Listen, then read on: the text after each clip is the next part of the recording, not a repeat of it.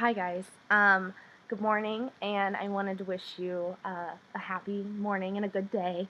The reason that I have decided to make this video so early is a lot of the times I make my videos later on in the evening, and I feel like they don't get shared enough. People get busy, they have work, all kinds of different things going on. They're dealing with their kids and taking them to after school activities, and by the time my video gets posted and around and stuff, people have already moved on with their day. And so I kind of wanted to post this morning so that, whether you're on your drive to work, you can plug it in or even just listen to it. You don't have to watch me. I promise I'm not that interesting. But just kind of listen to what I'm saying on your way to work as you're dealing with things. Things come up. You can just kind of take a minute and watch this.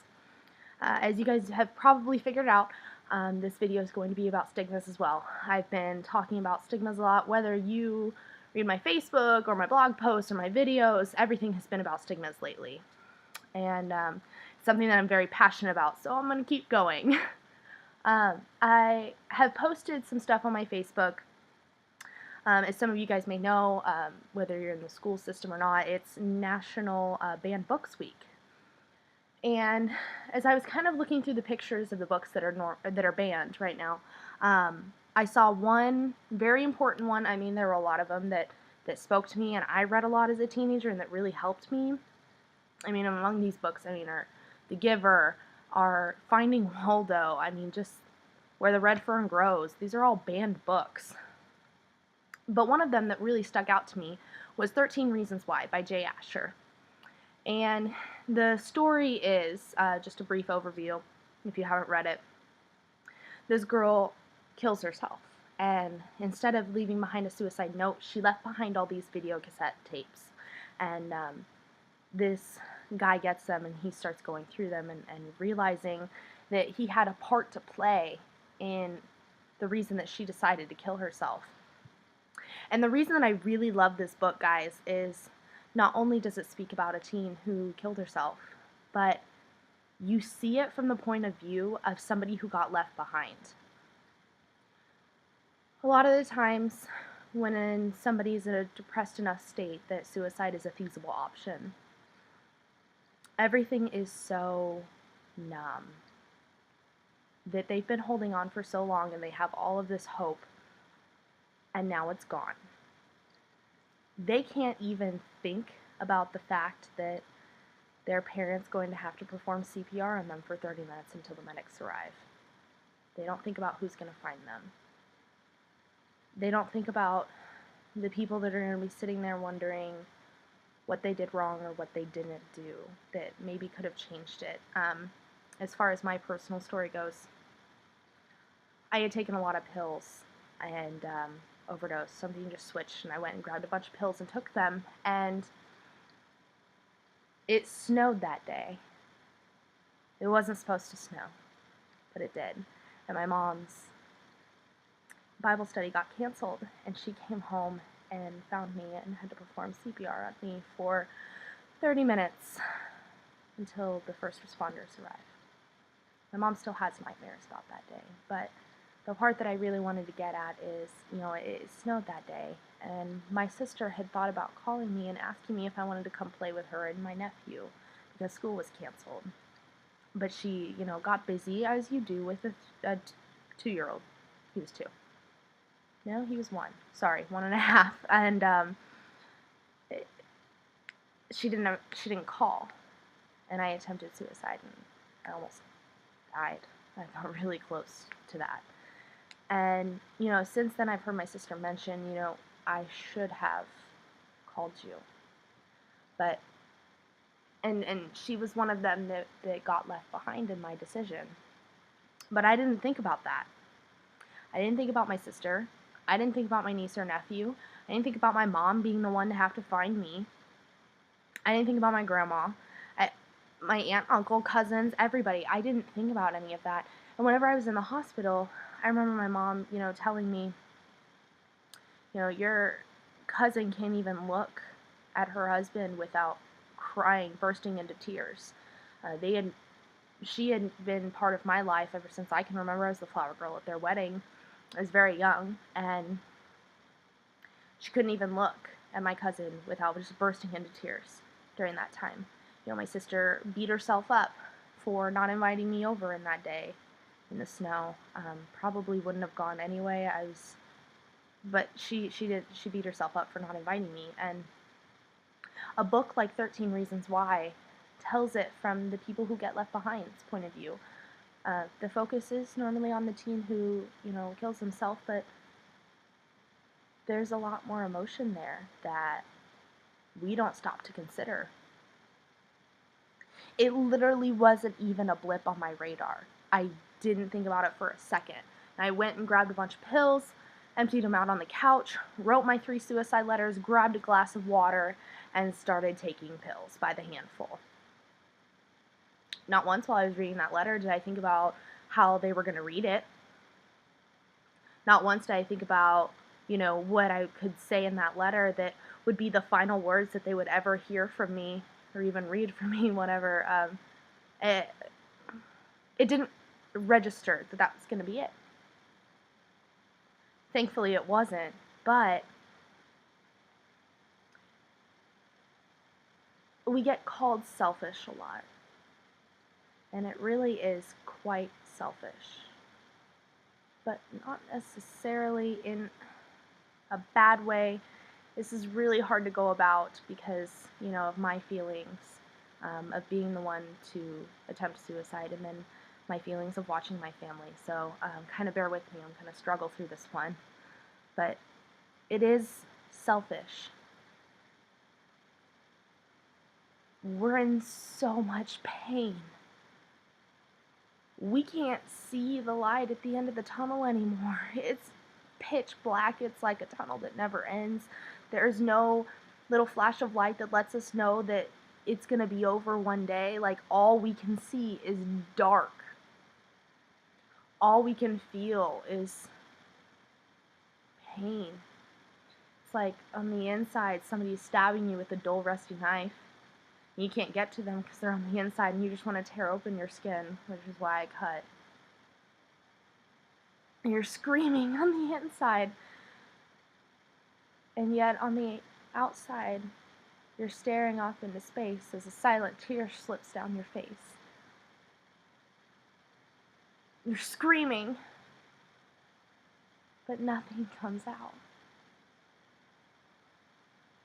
So if nothing can even emotionally come out whenever I'm just sitting there by myself, what do you think is going to happen whenever I go to try and kill myself? I'm not going to reach out for help. I'm not going to call you or text you or say that I need help. Because in that moment, I can't even convey what my insides are feeling to the outside, let alone to another person.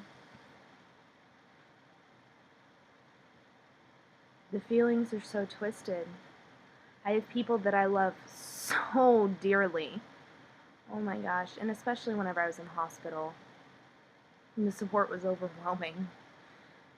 Actually, I guess it was toned down a lot right afterwards. The support has really become overwhelming whenever I decided to speak about it. It's almost like people weren't going to talk about it unless I brought it up first. But talking about it has healed my family. It's healed my friends. It's healed people that had this happen to them in a different way. I've gotten messages from Pennsylvania, Arizona, Massachusetts, people coming up to me after I spoke at the annual meeting, just telling me their stories and how, you know, whether it was a son, a sister, or themselves attempting suicide or succeeding.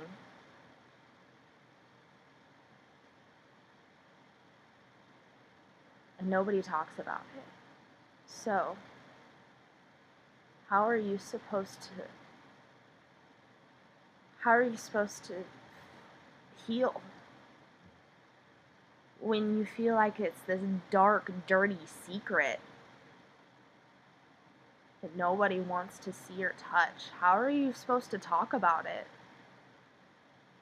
when nobody else talks about it?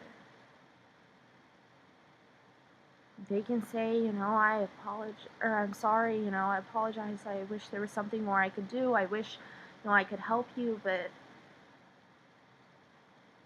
they're not talking about the fact that their child just felt like they had no other option than to take their own lives instead of talking. They didn't talk about the pain that was inside their child. Now they're gone, and now they have that pain. My mom still wakes up with nightmares of performing CPR on me, and I survived.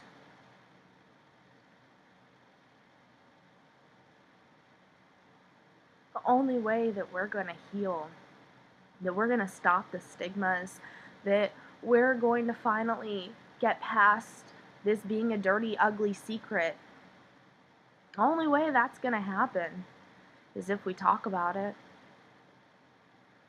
So, I never want this to feel like it's me,